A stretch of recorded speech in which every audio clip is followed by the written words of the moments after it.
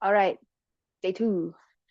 Day two. So I just held the opening circle for day one, which is, yeah, it is a little bit bizarre being in like back a day, ahead a day, and jumping in for the lives to be with everyone. But I really think it's the right way because then I've just preempted and I'm in the journey with you all. So, day one, I did end up doing like creative work and feeling really connected that way. And it's day two now, and I will say that I haven't done it yet because I keep imagining myself actually taking my ukulele up to the little bedroom up here and doing some creative stuff there. It just felt really difficult to like write a song here at my workstation because I think my workstation is so active and I need to be in sort of relaxed mode. So that's the art piece of wanting to, I'm just updating on these different pillars, and then I'll talk about the clearing the channel work that I did.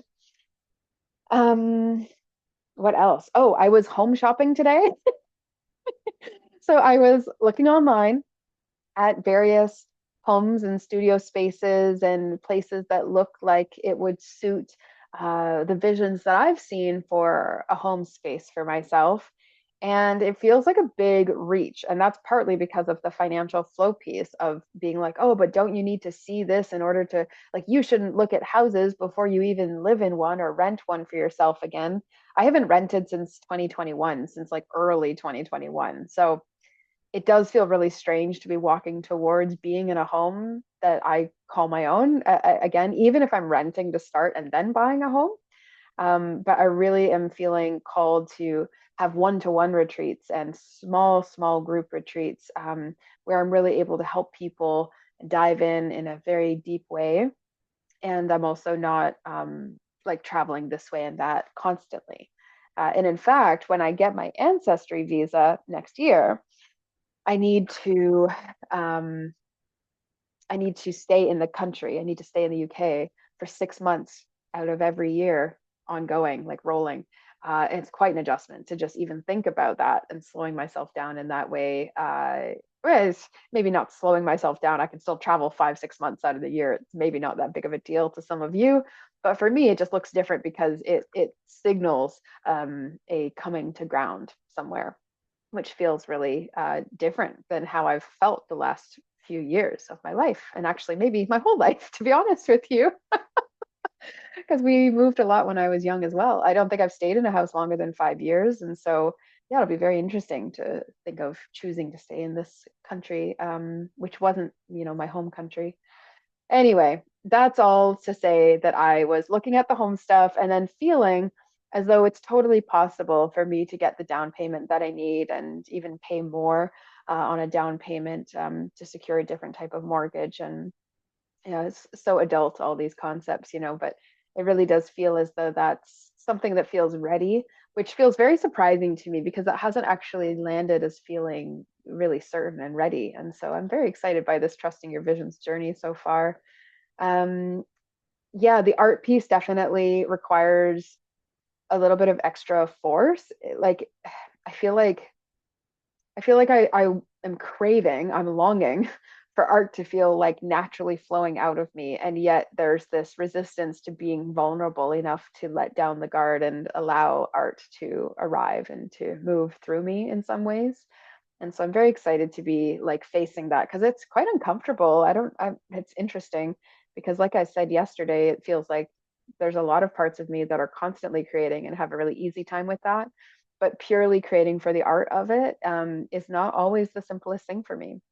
It requires a bit of letting go of expectations and judgments and critique and all that. And, yeah, it's not necessarily a super fast, super easy thing. Visibility is going well. Here I am. Here I am again. And I didn't think it was going to go poorly the first few days. It's more like, 42 days is like a good stretch. That's a long stretch. That's more than a full moon cycle. And so to sustain that feels like, whoa, that's really big. But I'm just going to honor it as, hey, it feels really big right now. Um, the journal question for day two is like, where do I feel blocked or heavy, or where do I feel kind of closed energy? And I definitely feel like the art piece feels heavy for some reason. And so I've just been allowing that to be. And I guess what I need to do now that I'm talking it out is do some energy clearing, not only on myself, but also on my instruments and my paintbrushes, and allow the energy to be cleared. Maybe I've put some weird energy into them just by avoiding them, even. And so I will do some blessing with my little bell, and I will also move some of the energy and put intentions around that, and then I'll make some sounds and bless the paintbrushes with the ukulele that I just cleared. So I will clear that way. It's not possible for me to use too much smoke stuff right now because there's either the fire, which kind of needs the smoke inside of it. I don't want to bring that into the house. But also, I don't have incense or sage or anything on me at the moment because I'm only at this pet sit for a week. So I just didn't bring all of my tools with me, you know. So what I will do is I will use sound and drumming and my voice to move this energy. And so that's something that's with you at any time, not necessarily the drum, but your own voice you can definitely use to move energy to clear your channel. It works very well, very effectively, in my opinion. Maybe because I am a singer, I also just love to use my voice that way. But clearing using your voice is a very different experience. It's sort of like really allowing yourself to tone and feel where there's energy that wishes to be met and then, you know, released.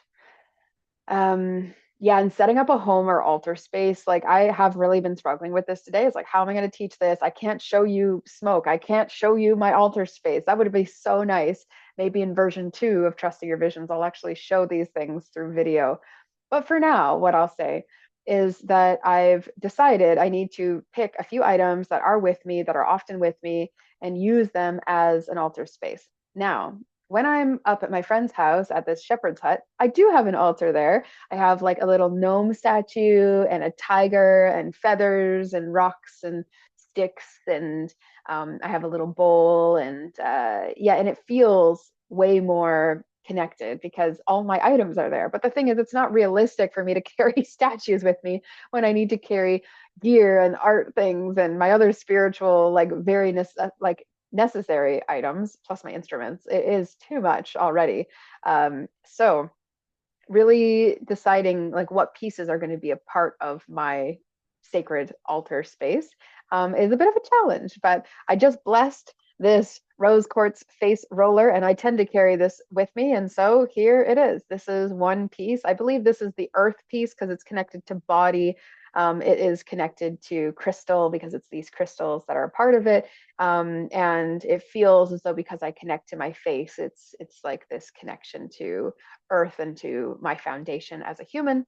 And it's also connected to heart energy because it's rose quartz. So I love that. I also carry around this bell with me. And so this bell will be part of it. It feels like the bell is very connected to like spirit and also air, this kind of ancestral energy. And yeah, my story about the bell is that I got it years ago at an estate sale, along with a whole bunch of other really interesting spiritual books and intuition tools that this elder man had, like, he had a whole room full of it, like his whole basement was full of all this stuff. And his family members just didn't know the value and didn't really care that much about all the healing stuff. They're like, yeah, he was really into all that stuff.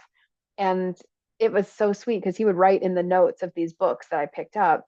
He would write in the notes, like in the margins, he would write little comments about his family members and how he could help them and what he could use. And I don't know, it was just like this really sweet connection with this man I never met who really believed that healing was possible for the people he loved the most. And so I've kept this bell for so many years, thinking about that and trying to honor what he wanted and continue to carry out a vision like that, a shared healing vision for the world. Very sweet. So yeah, that's clearing the channel. That's the sacred altar stuff. That's where do I feel blocked or heavy. I also would say I feel like some kind of limitation and jadedness around romance and maybe healing disappointment. I would say definitely healing recent disappointments throughout this year has been a tough one, partly because of my lifestyle, because I'm nomadic, and so that requires a different way of looking at relationship and romance. If it were to continue, it would have to be quite a unique type of connection, which seems like the only thing that I'm meant for at this point is a unique connection. And I do feel as though there's this being, this romantic relationship, like awaiting me, and yet it doesn't feel like I know anything about that. And I don't need to know. I wouldn't say I feel the need to know, but I do feel like resistant and a little bit even judgmental, along with disappointed. And so I'm going to allow myself to clear some of that as well. And that's what I'll be using. I'll be channeling that feeling into the art today. So financial flow and home stuff feels like it really had a boost. Art and romance feel like, hmm, that's a little denser and tougher for some reason. Um, Physical vitality, oh my goodness. I was like so excited I honestly thought I was going to get to like some awesome strength things today because I did a bit yesterday. And I was like, oh, this is going to be awesome. I'll just keep like stacking on top of this. I woke up this morning and was like, I need to take a few hours to rest. That is how exhausted my body felt. And it was out of seemingly nowhere. Feels like I've had pretty good stamina and been keeping things pretty gentle and relaxed and, not stressing, I would say, not stressing too much. But it was almost like my body needed this sigh. So if you, like me, have a moment today where you're like, I don't know if I can do this, I think that's part of this. I think that's part of clearing the channel. I think part of clearing the channel for me was clearing the idea that I need to always be productive and always need to be working. I need to just enjoy resting. And part of clearing is also sleeping and allowing things to just leave that don't need to be there. So I woke up and then honestly, like an hour later, I went right back to sleep and allowed myself to get a deeper rest that likely was very needed. So that's day two.